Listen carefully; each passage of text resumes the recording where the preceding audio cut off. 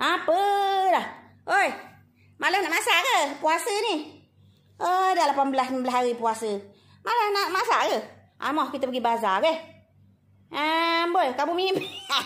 Kamu mimpi ke? Kamu mimpi makan ke? Hai, taci kenik. Hai, tidur kenik ni. Boy. Mimpi makan ke? Boy, kamu. Bukan main kamu ya. Boy, hai. Kamu tu kan puasa. Batal lah puasa kalau macam tu.